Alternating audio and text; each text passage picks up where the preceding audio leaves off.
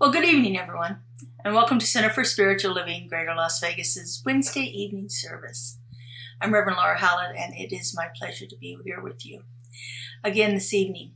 This month, for the month of May, we are exploring the practice of mindfulness and all of the different aspects of mindfulness, all the different things that we can begin to shift in our life when we practice mindfulness in a more dedicated way, in a way that begins to allow us to have a balanced opinion of things, a balanced belief system, a balanced way of being.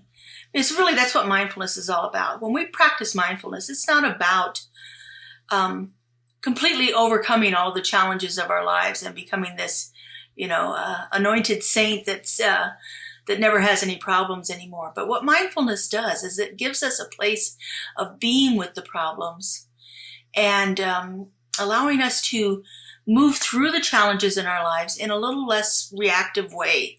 And so it gives us a greater sense of mind, a peace of mind, a greater sense of balance and harmony in our lives when we begin to practice mindfulness in a more dedicated way. So a lot of the work that I'm doing is based on this book here from Jon Kabat-Zinn, which is called Full Catastrophe Living.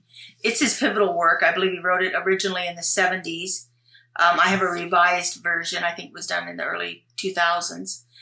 The subtitle of it is Using the Wisdom of Your Body and Mind to Face Stress, Pain, and Illness. Using our body's wisdom. We inhabit this organic vessel. And because we're in this organic vessel, there are challenges that come up. It has lots of working parts within it. The whole nervous system that embeds every single cell and aspect of our body is designed to give us signals about what things that are happening in the body and signals about things that are happening in our environment around us. And then, of course, we have this processing brain that allows us to interpret those signals. And sometimes we interpret them accurately and sometimes we don't. Sometimes we are prone to go into a state of judgment or fear or worry or doubt or, concern over the signals and what those signals might possibly mean. And, one of the things that happens often with pain and stress is that idea that our brain processes through that thinks, oh my God, how bad is this going to get? And that can be a triggering factor more than anything else that we have in our lives is this anticipation of what may come. And oftentimes it's a false anticipation. It's just like we've catastrophized something in a way that isn't actually reality. It isn't actually what's going to be happening in our lives. And so we have this processing brain that is going to keep us in that spin of this belief system about how bad this can get. And, the other thing that we do oftentimes, which again affects that idea of how bad it can be, is we link something we're experiencing now to a past experience. And again, that's our, wonderful processing brain doing that. And part of that's natural and part of it can be very realistic that, yeah, we've had this pain before and this is how bad it got before. So we remember that, our bodies remember it, even physically, and then our brain, of course, remembers it. And so then we attach that previous feeling to something we're having right now. And again, it may or may not be exactly the same thing. It may or may not ever get as bad as it did before. It could even, be amplified for what it used to be. But it's what our brain is doing to convince us that this is the way it is, and that's the only thing that's going to happen, and we're just going to have to deal with it. So when we're practicing mindfulness, and especially like this week, we're focusing on reducing pain in our lives. When we're focusing with mindfulness on reducing pain, it's not about being hard on ourselves because we can't get rid of the pain, or because we're still experiencing the pain. That's a really rabbit hole that we go down into because we are like, oh, I should be able to get over this. I should be able to work through this. I've done this before. I know what to do, and it's not working this time. So we have all this, this judgment stuff that goes on in our brains that keep us in that stuck place. So in his book, Full Catastrophe Living, he introduces, John Kabat introduces 7 pillars of mindfulness. And the first one is non-judging. So when we're experiencing that pain and we start to go down that rabbit hole of, oh my God, I'm not doing this right. I can't get this done. This is an awful thing and I can't do it. And we get so hard on ourselves and we judge ourselves. We judge ourselves harder than anybody else could ever judge ourselves. But when we can catch ourselves doing that judgment, when we can catch ourselves in that spin cycle of repeating those patterns over and over again, and just simply say, okay, let's not do that this time. Take ourselves out of the judgment of it. It doesn't have to be that way. The second pillar of mindfulness is patience, and we have to be patient with ourselves more than we're ever patient with anybody else. I know my experience is I'm my hardest critic. And so if I can find a little patience, a little sense of space there for me to be in what I'm in right now and allow myself to move through it at whatever pace my body and my mind and my soul need to move through this experience. If I can do that, if I can give myself the time and the space to do it and give myself a little patience with it, knowing that it's not going to be perfect the first time, and that's okay. And maybe not even be perfect the 5th time or the 20th time, and that's okay. It's always a work in progress, and so having that patience to do that. The third pillar of mindfulness is the beginner's mind. And the beginner's mind is that part of us that doesn't link what's happening right now to those past experiences. We come at each experience as if we're experiencing it for the first time. We're beginning that experience right then. And so if we can begin to develop that mindset that says, okay, yeah, I've had similar experiences to this in the past, but this doesn't have to be the same one. And so I can begin to open myself up to a different experience if I come at it with a beginner's mind. The fourth pillar of mindfulness is trust. Trusting the process, trusting that I know what I need to know to help my own body. We are the wisest counsel for ourselves because we're the ones who have lived with it all of the many years that we've been alive. We're the one who has been intimate with each experience. And so trust what we know. Trust that knowledge. Trust that there is a flow of life, a flow of energy that is moving through us all the time. And we can enter into that flow. We can actually be in it. And that's, one of the things that we do with our breath is we enter into that flow of life that is constantly moving in and out of our bodies. And so we trust that flow. We trust that just as we breathe in things, that we can breathe them out again. Just as we experience things, we can release things. And so if we can begin to get that sense of flow and ease and trust that process of this constant movement, it isn't always going to be that way. And if we can begin to really work with that, I think we can begin to have a different experience of the pains and traumas that we're experiencing in our lives. The fifth pillar is non-striving. So there's this human nature to want to, move through things and really, push our way through it and get to the other side of it. And there's a tension in that. There's a need to fix things in that. There's a need to make it better and different. And while, yes, we don't want to be experiencing the pain, the more we are fighting against it, sometimes it just feels like it amplifies. We have that saying about, what we resist, persist. What we resist, persists. So resisting something is a active, striving kind of thing. And if we can start to release some of that, it's like, okay, this is what it is. Just begin to be with that and allow that to not be a battle within ourselves. And that goes right along with the sixth pillar, which is acceptance. things happen. Our bodies are biological. They are organic. They are designed to give us signals about things. When something is not right in our body gives us a signal through our nervous system. And usually that signal is pain. And so when we are in that and knowing that that's just a natural biological process for us to experience pain in certain degrees. It's a signal for us to pay attention to what's happening in our bodies and allow ourselves to, take action as is needed with it.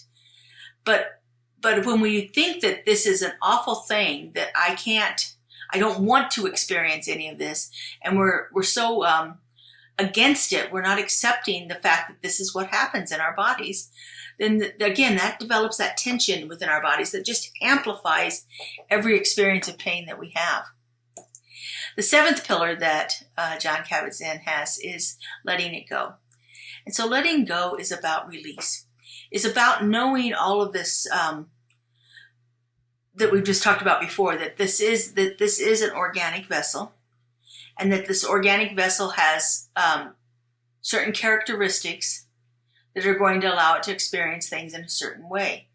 And when we can begin to relax into that and release the tension and release the striving and develop the trust and come at it from a fresh experience, then we can let go some of those old beliefs we've had.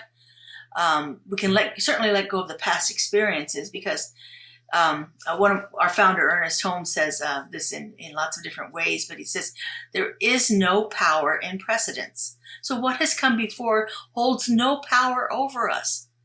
And as long as we assign some kind of power to it, as long as we have this belief system that says, okay, this is what I've experienced before, so I know exactly how bad it's going to get, that's giving power to something that's happened before.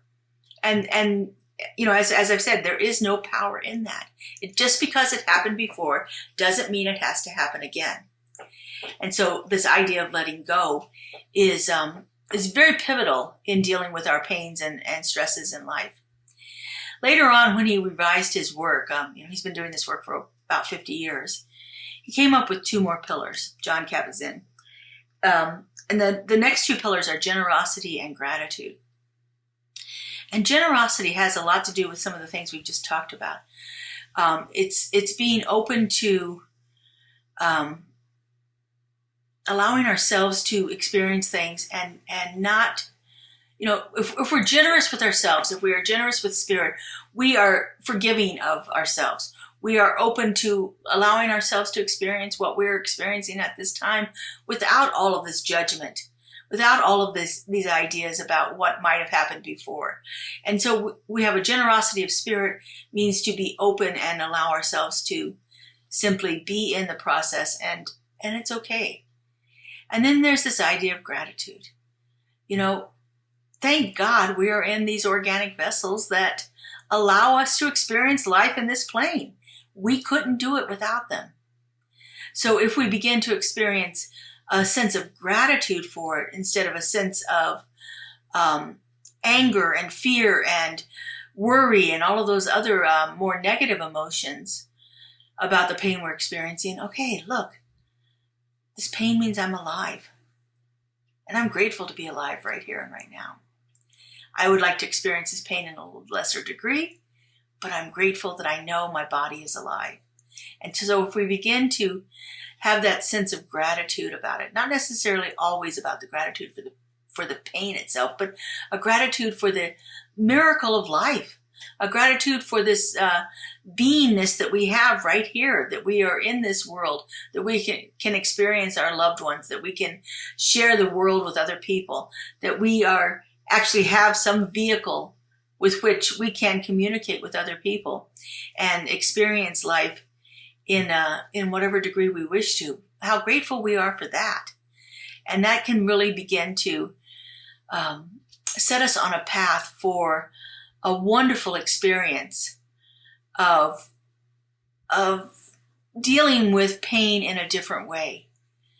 As I said, I can't even imagine a world that was pain-free for people. I'm not sure that would even be feasible or wanted, because again, our our bodies are using pain as a signal for us. And so if we can actually begin to be in the space with the pain in a way that's different. And please understand, I'm not diminishing anybody's experience of pain here. I have in my past had serious pain that has been long-term and chronic and not something I would ever wish on anybody else. And I've experienced the great joys that little pains can bring to remind me of things that are happening in my life. There's that paradox of the pain of exercise. When we were out exercising and we're like, oh my God, my body is killing me now, but look at me, I just did this. I just whatever it was, I just worked out in Pilates for an hour and I feel really great about it. And I did it, and I don't have to think about doing it again until tomorrow. And there's a sense of relief that I'm actually taking care of my body, but my body's painful right now because I took care of it. So there's that gratitude that comes along with experiencing that kind of pain. Also, it's like, what is it? The weightlifters say, feel the burn. Feel the burn. Yeah, that tells you you've done something really good for your body. So we're going to go into some spiritual practice here to allow us to be with pain and experience it in a little bit different way through some of these pillars of mindfulness here, just to take us through that process. So if you would just get yourself comfortable in your seat. I like to sit in a chair when I meditate. Getting up and down off the floor is not the easiest thing for me. But whatever works for you. People like to lay down and meditate. That's fine. We're going to go into a mindfulness meditation practice. And we're going to focus on our body, of course, because we're dealing with the pains that we feel. So if you would, just get yourself in whatever position you would like to be in that works for you. As I said, I sit in a chair. I check in with my body. I make sure that my neck, I have a tendency to stiffen my neck up, and then that gives me a pain. But so I check in with my neck and my shoulders to make sure they're not stiff. They're there. They're supported. I have my arms on an armrest on the chair, so my arms are supported. I have my hands. My hands right now are laying on my desk. Most often when I'm meditating, they're on my lap, and they're in a relaxed position. I usually have them laying down, or sometimes I'll put them up. There's a point of view about having your hands in certain specific positions because it signals to you that you are in a purposeful activity right now. So one of the things that is often done is you lay one hand this way and the other hand inside of it like this. So both hands are open and up, and this signals an openness and receptivity. And keeping your hands in that position makes the practice a little more purposeful. Many people use one of the mudras. So we have the third eye mudra, which would be holding your fingers like this. Each one of the chakras has a different mudra. This one is the third eye, and it is for you to focus your attention on that. It's like we did with the breath earlier on in the month. It's that key, that signal. When you become aware that you have your fingers in this position, it reminds you that you're in a practice and purposefully engaged in something. And so we use the mudras as a way of doing that. And so you can have that with your fingers, however it works for you, to put yourself into a position. There is no right or wrong way to do this. And that's one of the things I think people often get caught up in, is like, oh my God, I'm not sitting exactly correctly, and I'm not doing this right, and I'm not breathing right, and oh my goodness, my mind has gone to wander again. And of course, that all goes back to that whole judgment thing that we have in there. So practice patience with ourselves, practice non-judging ourselves. Just because you've had a successful meditation sitting in the lotus position with your fingers on the third eye mudra, and it was a wonderful meditation, doesn't mean every single meditation has to be that way. That's one of the key things I'd love to get across to people is there is no right or wrong way to do this. It's what's working for you in this moment. And maybe what works for you in this moment is what you wind up doing every single time, and it may be not. I personally have a variety of things that I do that help me get into a state of mindfulness and ways of practicing meditation. So I think that's one of the things I love about this work, is that there are so many different ways of doing it. And I use what works for me in the moment. So I invite you to do that. And I find that it's most helpful to close my eyes. And so I'll have my eyes closed during this. We'll have some nice music here, and maybe even some beautiful visuals going on while I'm speaking. So this will be about a 10-minute meditation. And so I just invite you to get yourself comfortable. If you can be in a space where there's little background distractions, that's wonderful. But, those are also things that happen in our lives. So oftentimes as I'm doing these recordings, I'll get a text that comes in that dings. I try to silence it, but everything's all connected together here in my office. So if it dings on my phone, it dings on my computer, and it dings on my iPad, and but anyway, so you may hear a bell or two, but it's all right. Just let it be. Again, no judgment. Just let it go. All right. And so I usually begin with a couple of breaths. And then again, just checking in with my body to make sure I'm not sitting tensely, yet I am erect, and there is a good flow of breath moving through my body. So my head is upright, but my neck is not tense and my shoulders are dropped. And I just breathe for a moment or two.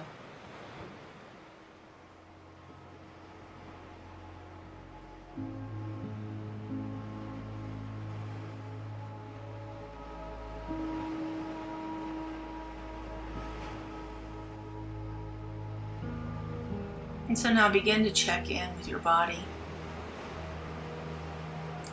And just notice if there's any particular area that is calling your awareness to it.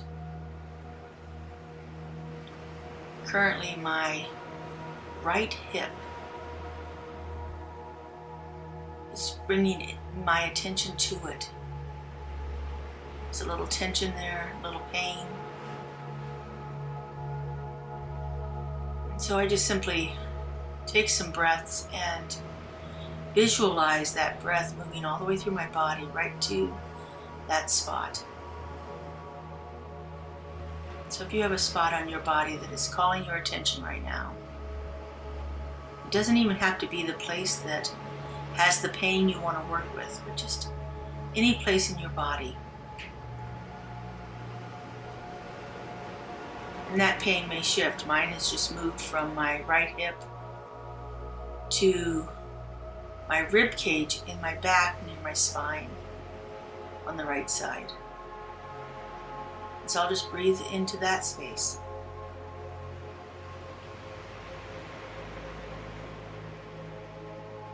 Now I'm not changing my breath, but I am visualizing the breath moving through the cells and the vessels, along the muscles, any of the connective tissue, kind of flowing through that area, and then returning and breathing out.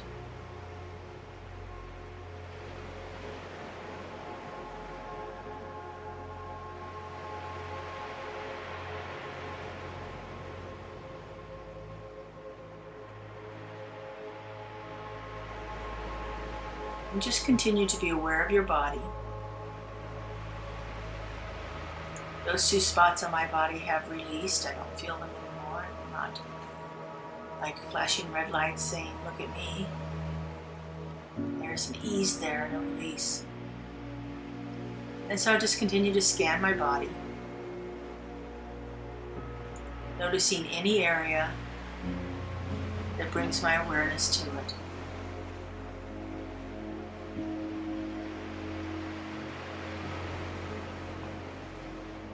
Just breathe into it.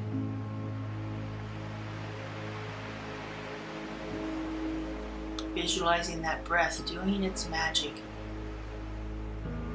Opening up the cells. Releasing any tightness in the muscles. Loosening the connective tissues.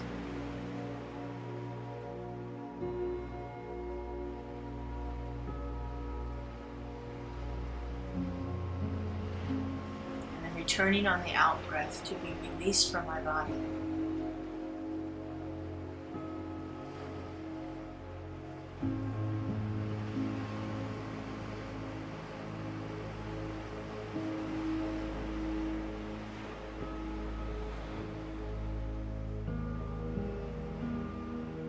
If I find that my mind starts to attach any judgment or fear or worry to that sensation that I'm feeling, just re-engage with my breath. And again, allow the breath to move to that spot, doing what it does, revitalizing the cells, releasing the tension, and flowing on out.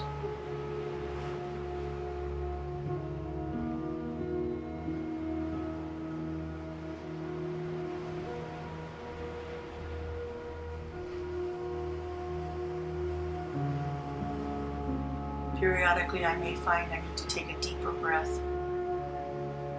That's okay too.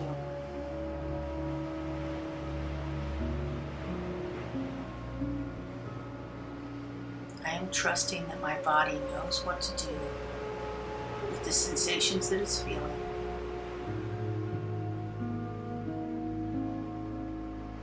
I am not fighting against them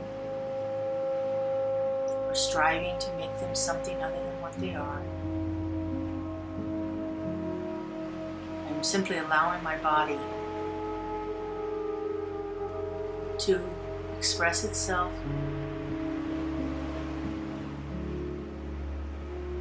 giving it a space to be, being very generous with myself,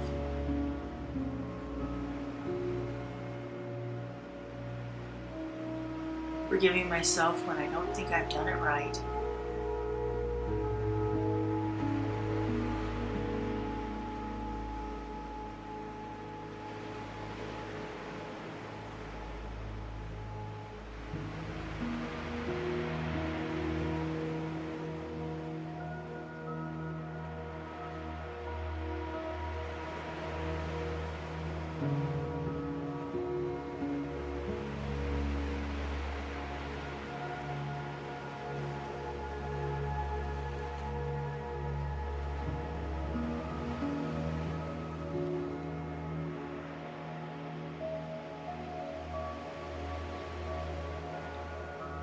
And remember that patience is one of the key mindfulness pillars that we need to begin to practice, being patient with ourselves.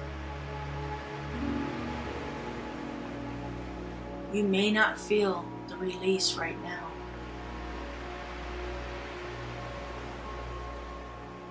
It may take continued practice for you to begin to experience it. The pain may release for a moment and return to you,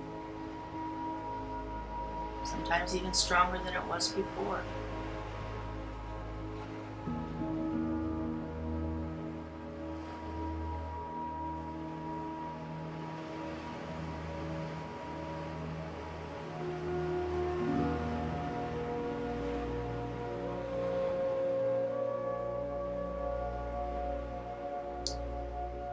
And so far in this meditation, we have focused on the pain or the sensations that we don't want to experience. Let's just take a couple of moments here and focus in gratitude for everything that is working right in this body.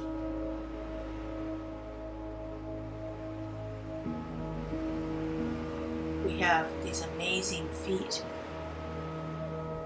that move us from one place to another, that allow us to balance and stand upright.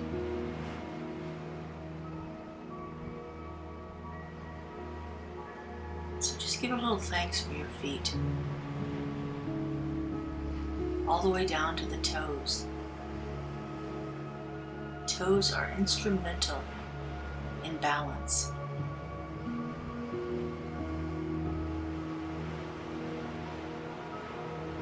Just move on up to your ankles.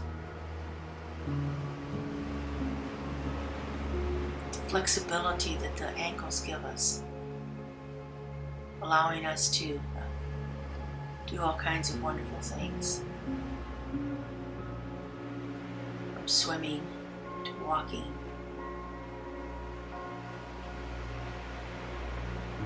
Think of the ballerina. The beautiful poses that their ankles allow them to experience.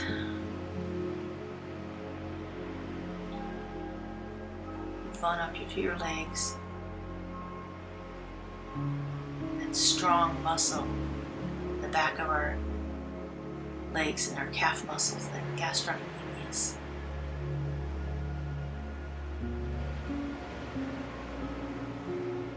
Powerful muscle that allows us to move quickly.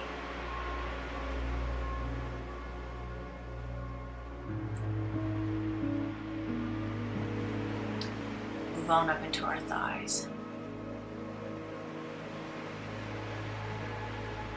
Magnificent muscles exist in our thighs.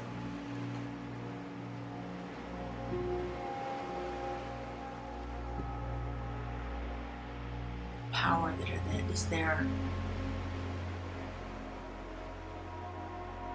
holds us upright, lets us move quickly, allows us to stretch.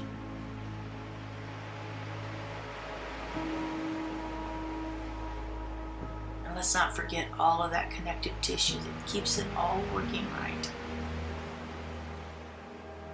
Tendons and the ligaments that hold our muscles and attach them to the bones that actually allow movement to occur.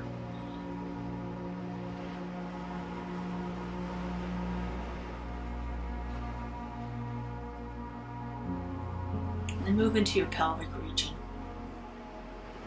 where your legs attach to your body, to your torso. The bones and the muscles, all of the tissues there, protect our reproductive organs that allow us to create life. And how amazing is that? Even if we've never done it, even if those organs are no longer there, the miracle of life is possible within them.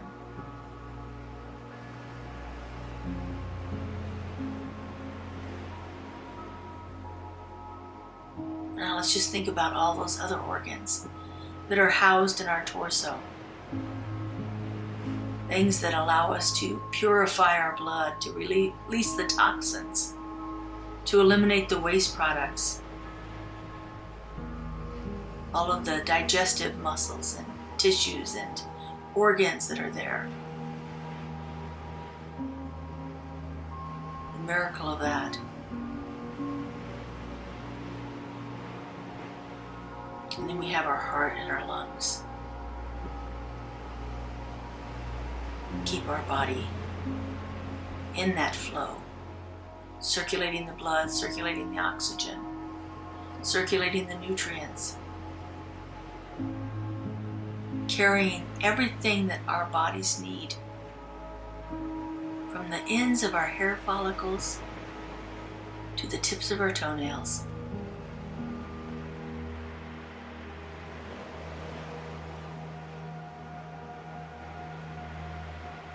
Think about that torso, the rib cage that protects the vital organs, the diaphragm that helps our organs function properly, the muscle wall that surrounds it and protects it,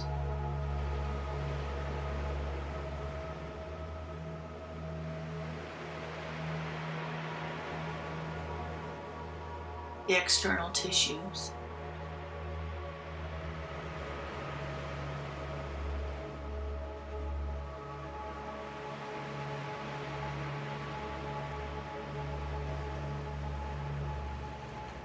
now let's just give a little gratitude for our arms and shoulders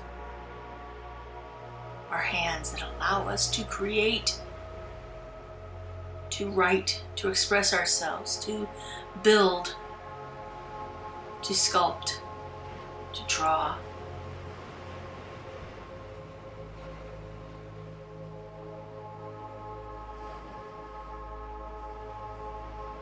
And then give a little gratitude for this amazing head that we have. So much of our way of communicating and receiving input is centered in our head.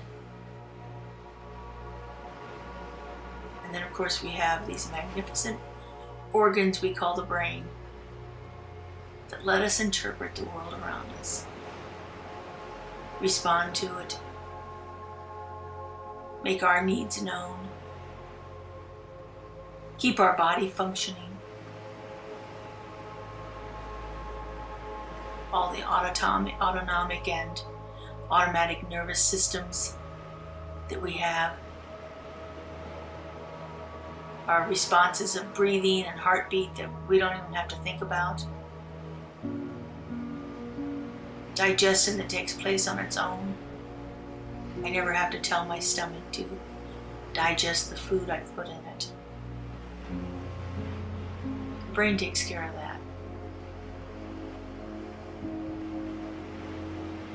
Our bodies are a miracle.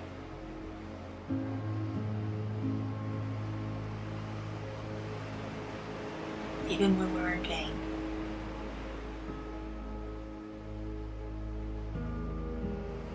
And so with just one final thought of gratitude, I just acknowledge the delight that is my body. Take in a couple deep breaths.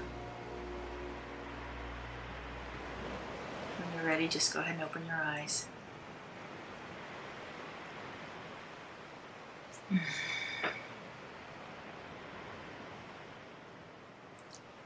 Everything always seems brighter after I meditate. I don't know what it is, but I like it. Thank you for being with me here tonight and experiencing this form of mindfulness. Next week, we're going to look at mindfulness as exercise and eating and movement and things like that, how we can actually become more mindful when we're engaging in our everyday activities. So we're going to do a little eating thing next week. So have something with you if you're planning on joining us. Usually when I do the classes, I have people, I provide either chocolate or strawberries, something that has a very pleasant appeal to us. I'm not a chocolate person myself, but give me a fresh strawberry and I'm in heaven. So find something to have with you. It can be anything, a mint, raisins, anything like that you would want to experience in a mindful way in your mouth. So we're going to be doing that, and then I'll talk you through some different mindfulness movement experiences too. So and again, if you have an opportunity, check us out on Thursday mornings. I do a very brief video called Keeping It Real, and this month again we're still talking about mindfulness, so you'll get a little different take on this idea of using mindfulness for pain release tomorrow morning. So and again, always these videos are available on YouTube at any time, so check us out. Have a great week, everyone, and I hope to have you here with me next week. Bye bye.